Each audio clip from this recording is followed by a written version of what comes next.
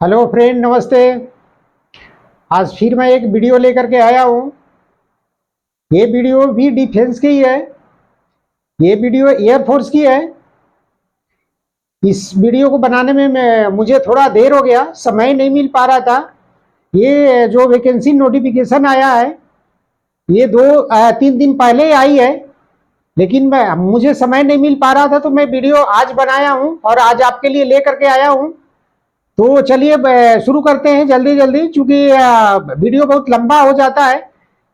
ये बहुत ज़्यादा है नोटिफिकेशन, तो ढेर सारे नोटिफिकेशन में चीज़ें टर्म को बताना है, तो जल्दी जल्दी शुरू करते हैं। चलिए बताते हैं। ये जो वैकेंसी है, एयरफोर्स की वैकेंसी है, एयरफोर्स अग्निवीर की वैकेंसी है। इस ये वैकेंसी के लिए मेल और फीमेल, पुरुष और स्त्री दोनों अप्लाई कर सकते हैं। मेल फीमेल दोनों लोग एलिजिबल है। इसके लिए जो रजिस्ट्रेशन का डेट होगा, जो रजिस्ट्रेशन होगा, कब से अप्लाई करेंगे, फॉर्म को कब से भरेंगे, तो वो जो डेट है 8 जुलाई, 8 जुलाई से खुलेगा। 8 जुलाई 2024 सुबह का 11 बजे से लेकर के 28 जुलाई 2024 को रात को 23 बजे तक का आप रजिस्ट्रेशन कर सकते हैं। रजिस्ट्रेशन का डेट 8 जुलाई 2004 11 बजे से 28 जुलाई 2024 23 बजे तक का होगा। ऑनलाइन एग्जाम का जो डेट होगा, इसका जो एग्जामिनेशन होगा ऑनलाइन होगा, सीबीटी होगा, कंप्यूटर बेस्ड टेस्ट होगा। वो जो एग्जाम होगा 18 अक्टूबर 2024 को होगा। ऑनलाइन एप्लीकेशन करने का जो वेबसाइट है, आप इस वेबसाइट पे एप्लीकेशन और रजिस्ट्रेशन कर सकते हैं। https://अग्निपथ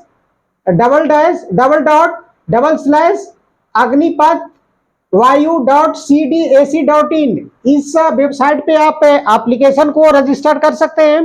पूरा जो वीडियो का जो डिस्क्रिप्शन है, नोटिफिकेशन है, आप डिस्क्रिप्शन लिंक में जाकर के, डिस्क्रिप्शन में जाकर के लिंक से डाउनलोड कर सकते हैं, पूरा डिटेल दे सकते हैं। लेकिन फिर भी मैंने जितना कोशिश किया है, जो जो मुख्य बिंदु था उसको मैंने लेकर के आने का प्रयास किया है। तो चलिए अगला है, ये एलिजिबिलिटी क्राइटेरिया क्या क्या होना चाहिए, आपको कौन इसको आवेदन कर सकता है, कितने उम्र तक का। तो इसके लिए जो डेट ऑफ बर्थ है वो 3 जुलाई 2004 से 3 जनवरी 2008 के बीच में होना चाहिए, यानी दोनों तारीख इसमें इंक्लूड है। आपका अगर जन्म 3 जुलाई को हुआ है 2004 को, तो भी आप भर सकते हैं, और आपका जन्म 3 जनवरी 2008 को हुआ है तो भी भर सकते हैं, यानी दोनों डेट इसमें इंक्लूड है, 3 जुलाई 2004 से 3 जुलाई 2008 तक का। ये इसके लिए जो अग्निवीर के लिए जो फॉर्म नॉमिनेट करेंगे, जो फॉर्म भरेंगे, वो अनमैरिड होना चाहिए, मेल हो या फीमेल हो, अनमैरिड होना चाहिए, विवाहित नहीं होना चाहिए। इसके लिए एजुकेशनल क्वालिफिकेशन की बात कर लेते हैं। तो पहला जो कंडीशन है, should be pass 10+2 with math, physics, English, aggregate 50% marks होना चाहिए, यानी आप 10+2 12वीं जिसको इंटरमीडिएट कहते हैं, उसमें कम से कम 50% मार्क्स होना चाहिए। और इंग्लिश में सेपरेट अगर आपको 50% मार्क्स होना चाहिए। अगर इंग्लिश में आपको 50% मार्क्स नहीं है और एग्रीगेट 50% है, फिर भी आप इस फॉर्म को अप्लाई नहीं कर सकते। या तो अगला जो कंडीशन है, और या आपके पास ये चीज नहीं है, आपने डिप्लोमा करके रखा है, 3 ईयर का आपके पास डिप्लोमा है। डिप्लोमा का जो ब्रांचेज है, अगर आपने मैकेनिकल से किया है, इलेक्ट्रिकल से किया है, इलेक्ट्रॉनिक से किया है, ऑटोमोबाइल से किया है, कंप्यूटर साइंस से किया है, इंस्ट्रूमेंट टेक्नोलॉजी किया है, ये ब्रांचेस से आपने डिप्लोमा किया है, और आपके पास वो डिप्लोमा में एग्रीगेट 50% मार्क्स है, तो भी अप्लाई कर सकते हैं। साथ ही साथ इसमें भी कंडीशन है कि आपको 50% इंग्लिश में मार्क्स होना जरूरी है, तभी आप इस वैकेंसी को रजिस्टर अप्लाई कर सकते हैं। या आपके पास ये भी नहीं है, तो तीसरा ऑप्शन भी है कि आप साइंस सब्जेक्ट से नहीं है, आर्ट सब्जेक्ट वाले, कॉमर्स सब्जेक्ट वाले भी भर सकते हैं इसको। उसके लिए जो कंडीशन है कि कम से कम आपको 10+2 50% मार्क्स से पास होना चाहिए। आप 10+2 मार्क्स साइंस, फिजिक्स, केमिस्ट्री या तो आर्ट से किए हैं या कॉमर्स से किए हैं, ये तीनों मिला करके आपको 50% मार्क्स है, और इंग्लिश में भी आपको 50% मार्क्स है, तो भी आप इसको भर सकते हैं। आप उसके लिए एलिजिबल है। या तो आप 2 इयर्स का वोकेशनल कोर्स आपने जो किया है उसमें भी 55% मार्क्स है और इंग्लिश में 50% मार्क्स है, तो भी आप इसको अप्लाई कर सकते हैं। यानी ये तीनों कंडीशन में, चारों कंडीशन में आपके पास में इंग्लिश में जो मार्क्स 50% मार्क्स है होना जरूरी है। अगला जो अब ये तो एलिजिबिलिटी क्राइटेरिया हो गया, एजुकेशनल क्वालिफिकेशन आपको क्या चाहिए, किसके कौन अप्लाई कर सकता है। आगे जो है जो कंडीशन है कि जब सर्विस होगा तो इसमें जो बेनिफिट मिलेगा, जो आपको 30 दिन का 1 साल में छुट्टी मिलेगा, 1 साल में 30 दिन का लीव मिलेगा, और जो सीक लीव मिलेगा जिसको मेडिकल बोलते हैं, एज पर बेस ऑन कंडीशन और मेडिकल कंडीशन, आपका मेडिकल कंडीशन खराब है तो छुट्टी मिलेगा, ऐसा मतलब इसमें नोटिफिकेशन में मेंशन किया है।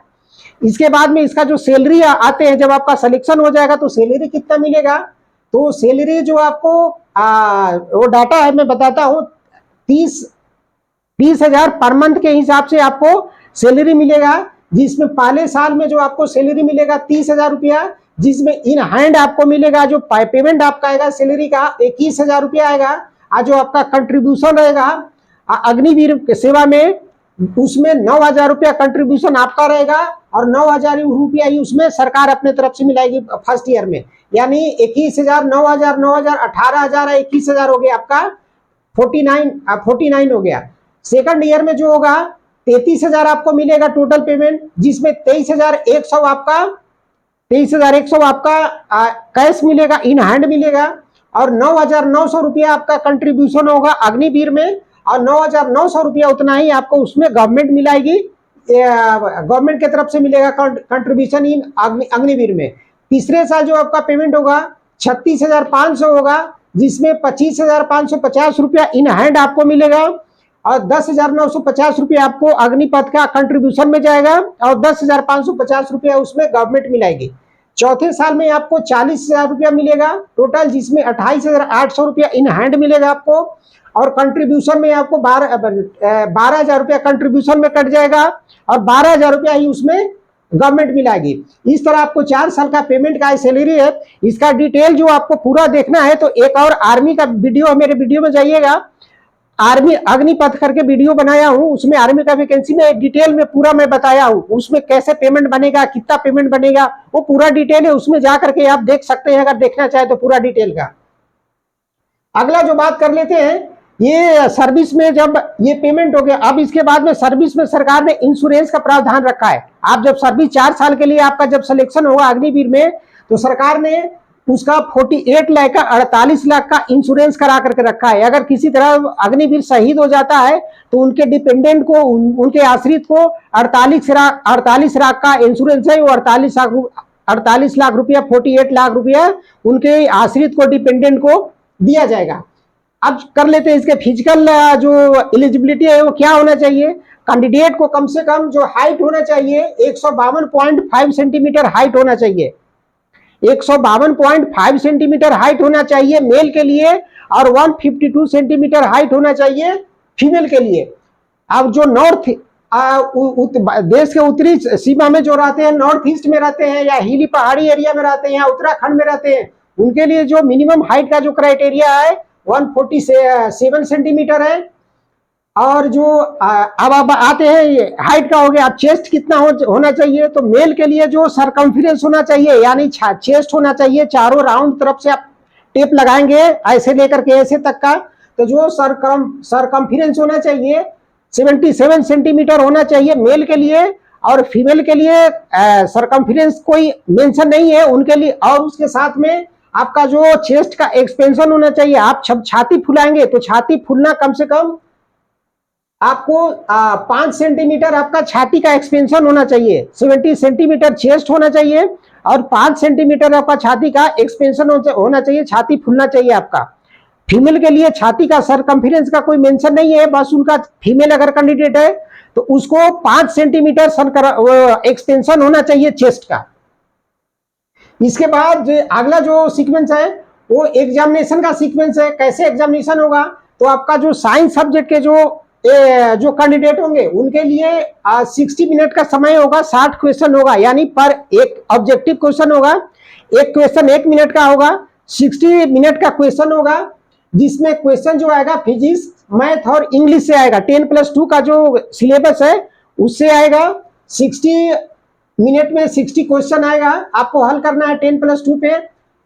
अगला जो कैंडिडेट होंगे जो अदर देन साइंस है, उनके लिए जो 45 मिनट का क्वेश्चन पेपर होगा, 45 मिनट का, जिसमें उसमें आएगा उनको इंग्लिश आएगा, रीजनिंग आएगा और जीके आएगा, जनरल अवेयरनेस आएगा, जिसको आरए जीए बोलते, रीजनिंग एंड जनरल अवेयरनेस बोलते उसको। ये होगा अदर देन साइंस वालों के लिए। अगर आप साइंस और अदर देन दोनों में आप एडमिट परीक्षा में बैठना चाहते हैं तो उसके लिए जो टाइम है वो 85 मिनट का होगा, और उसमें जो क्वेश्चन आएंगे फिजिक्स, केमिस्ट्री, इंग्लिश, रीजनिंग है, जनरल अवेयरनेस से चारों सभी चीजें आएंगे।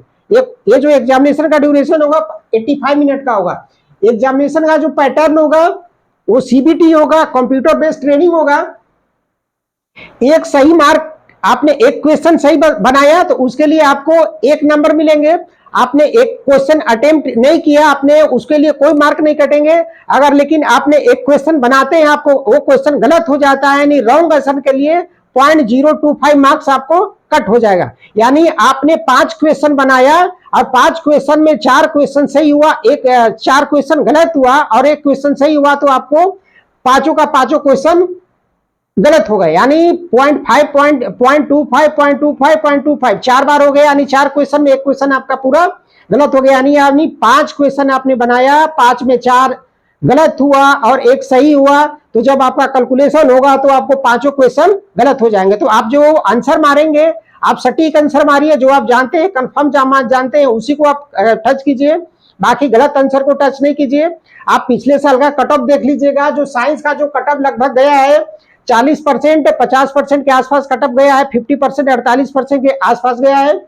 और जो नॉन साइंस कैटेगरी है उसमें भी लगभग सेम वही कट ऑफ गया है। तो आप मतलब अगर आप मेहनत कर रहे हैं, आप पहले से प्रिपरेशन में लगे हैं, तो आपके लिए आसान है, कोई ज्यादा मुश्किल नहीं है, तो आप उसको बहुत अच्छा इजीली से कवर कर सकते हैं, पास कर सकते हैं उसको।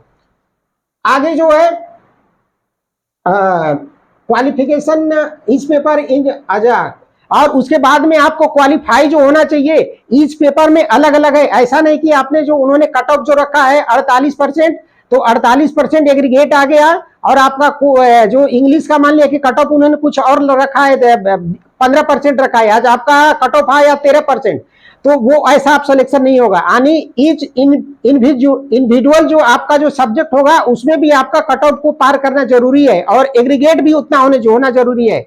यानी अलग अलग सब्जेक्ट में जो कट ऑफ है उसको भी आपको पार करना है, उसको भी क्वालिफाई करना है, और एग्रीगेट जो पूरा टोटल है मार्क्स, उसको भी कट ऑफ को भी एग्रीगेट को भी क्वालिफाई करना है, तभी आपका सिलेक्शन होगा, अदरवाइज सिलेक्शन नहीं होगा। अब जो फिजिकल जो टेस्ट होगा उसको मैं बता देता हूं, जो पीएफटी बोलते हैं, फिजिकल फिटनेस टेस्ट बोलते हैं। मेल के लिए 1600 मीटर दौड़ना है, यानी 1.6 किलोमीटर दौड़ना है, और इसके लिए जो समय दिया गया है वो 7 मिनट का समय दिया गया है। फीमेल के लिए जो भी दौड़ का दूरी उतना ही है, 1.6 किलोमीटर, यानी 1600 मीटर। इसका जो ड्यूरेशन है उनके लिए 1 मिनट ज्यादा है, यानी 8 मिनट है। मेल के लिए 7 मिनट है और फीमेल के लिए 8 मिनट है। जो पुशअप आप लगाएंगे, आपको 10 पुशअप 1 मिनट में लगाना है, उठक 1 मिनट में करना है, और फीमेल के लिए जो 1 मिनट, ये 30 मिनट आप वो एक पुशअप जो करना है 1 मिनट 1.5 मिनट में करना है, यानी आपको 1 मिनट में पुशअप सीटअप करना है, पुशअप उठक बैठक करना है। फीमेल के लिए 1.5 मिनट है, आपको 20 सीक्वेंट लगाना है 1 मिनट पे, लेकिन फीमेल के लिए जो है 15 सीक्वेंट लगाना है उनको 1 मिनट में, उनके लिए कुछ छूट दिया गया है फीमेल के लिए। एग्जामिनेशन एग्जामिनेशन जो फीस होगा, आपका जो फॉर्म भरने का जो फीस होगा 150 रुपया प्लस जीएसटी। फॉर्म भरने का जो डेट है 8 जुलाई को फी रखा गया है, 550 रुपया रखा गया है। अब आते हैं इसके लिए जो उस करेंगे, फोटो का जो साइज जो होना चाहिए 50 केबी के बीच में होना चाहिए, वो भी 10 केबी से 50। आप लिमिट लगाएंगे, वो भी 10 KB से 50 KB था। पूरा शॉर्ट में जल्दी जल्दी मैंने बता दिया। इसके लिए अब ज्यादा जो इंक्वायरी करना चाहते हैं तो इसके लिए जो उन्होंने इंक्वायरी का जो फोन नंबर दिया है, फोन नंबर है 01125694209 या 011256909 कर सकते हैं, या मेल भेज करके आप इंक्वायरी कर सकते हैं। जो मेल का उन्होंने एड्रेस दिया है csbiaf@cdac.in, इस पे जाकर पूछ सकते हैं, जो भी आपका डाउट है वो पूछ सकते हैं। ये पूरा मुख्य बिंदु को मैंने कवर करने की कोशिश किया है। जो ज्यादा डिटेल है पूरा डिटेल नोटिफिकेशन में आप देख लेंगे, जो डिस्क्रिप्शन है उसमें डाउनलोड जाकर के कर लीजिएगा, पूरा डिटेल मिलेगा।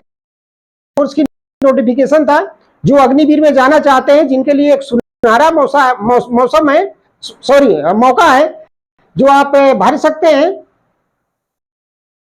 इसलिए थोड़ा सा चूंकि वीडियो बहुत लंबा हो जाएगा, और आपसे एक हमारे चैनल आप वीडियो में समय मिलेगा फिर, तब तक के लिए कीजिए, दूसरों को बताइए। और एक बात है कि जो हमारे पृथ्वी है उसका टेम्परेचर हमारे भारत में भी सभी जगह बहुत ज्यादा बढ़ रहे हैं, तो आपसे पास में समय है और आपके पास जगह है, जगह अवेलेबल है, तो आप कम से कम 1 महीने में 1 पेड़ जरूर लगाइए। मैं तो अगर हमारे यहाँ जगह है तो मैंने पिछले साल 5 पेड़ लगा रहा हूँ कि इस साल भी अगर जगह है उसमें कुछ पेड़ लगाओ। मैंने 2-3 आम का बड़े हो गए, 4-5 साल का हो गया। तो आप भी अगर आपके पास समय है तो आप कम से कम पेड़ लगाइए, अपने पृथ्वी को बचाइए, अपने वातावरण को बचाइए। बढ़ते हुए टेम्परेचर, जो पृथ्वी का जो टेम्परेचर, उसको बचाने की कोशिश कीजिए मिलजुल के। यही आपसे रिक्वेस्ट था। तो तब तक के लिए हमें विदा दीजिए, आपसे विदा लेता हूं। थैंक यू, धन्यवाद। फिर मिलेंगे अगले वीडियो में, तब तक आप हमारे साथ बने रहिए। थैंक यू, धन्यवाद।